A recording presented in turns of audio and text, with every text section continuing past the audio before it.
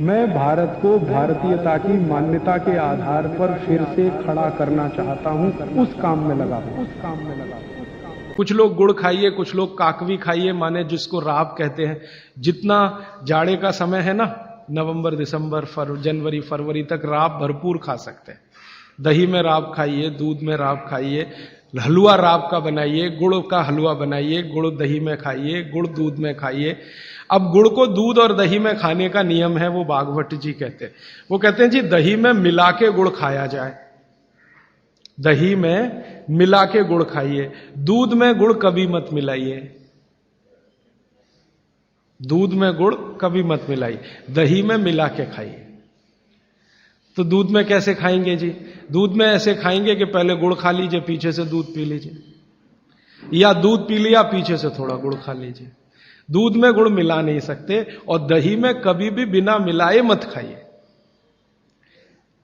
आप में से कोई बिहार वाले हैं ना, तो वहां पर एक बहुत बढ़िया व्यंजन मिलता है, उसका नाम है दही चूड़ा। दही चूड़ा ही कहते हैं, चूड़ा। ये मिथिला में मैंने खाया, और ऐसा अद्भुत है जो दुनिया में शायद कहीं ना हो।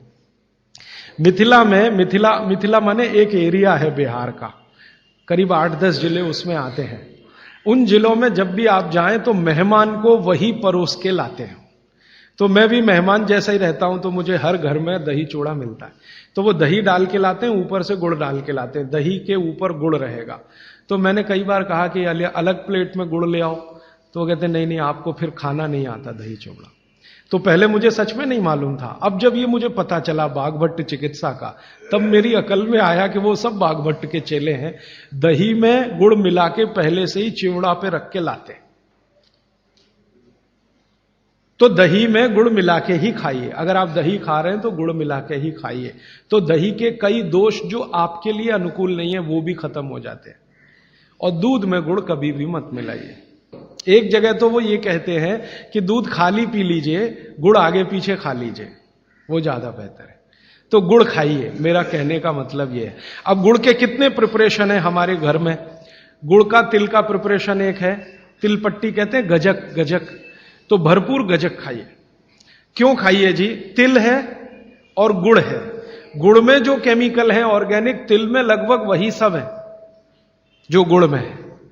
तिल भी क्षारीय है, गुड़ भी क्षारीय है, और दोनों क्षारीय चीजें खाएंगे तो पेट के अम्ल को बैलेंस करती रहेंगी। तो तिल गुड़ रोज खाइए, माने तिल की पट्टी बनाइए, गजक बनाइए, नहीं तो तिल का लड्डू बनाइए, गुड़ के साथ बनाइए। फिर इसी तरह से मूंगफली है, मूंगफली भी क्षारीय है और गुड़ भी क्षारीय है। तो मूंगफली और गुड़ मिला के वो पट्टी आती है, वो खाइए, बच्चों को खिलाइए। और आपके पास जो भी प्रिपरेशन है गुड़ तिल के, गुड़ मूंगफली के, वो सब बनाइए। और ये जो 3-4 महीने हैं, नवंबर दिसंबर जनवरी फरवरी तक, भरपेट खाइए, भरपूर खाइए, क्योंकि इस समय आपके शरीर को इन्हीं की जरूरत है। तो कफ जिंदगी से बहुत दूर रहेगा। तिल खा रहे हैं, गुड़ खा रहे हैं, मूंगफली खा रहे हैं, कफ बढ़ने की बिल्कुल संभावना नहीं। तो जिंदगी में कफ के रोग आने की संभावना नहीं। अब जानते कफ का सबसे खराब रोग क्या है? मोटापा। मोटापा कम करना है तो भरपेट गुड़ खाइए, भरपेट तिल खाइए, भरपेट मूंगफली खाइए, मोटापा भी कम हो जाएगा। हाँ, आपको डर है ना, तिल खाएंगे जी उसमें से तेल है। तेल तो है तिल में, लेकिन वो HDL वाला, LDL वाला नहीं है, VLDL। ये मोटापा जो है ना, वो VLDL और LDL का चक्कर है। HDL जैसे ही बढ़ेगा मोटापा अपने आप कम होगा, पेट अंदर ही जाएगा।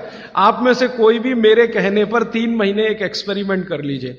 तिल चबा चबा के खाइए, खाने के बाद 3 महीने के बाद वजन नापेंगे, 8-10 किलो कम मिलेगा, कम से कम इतना कम मिलेगा।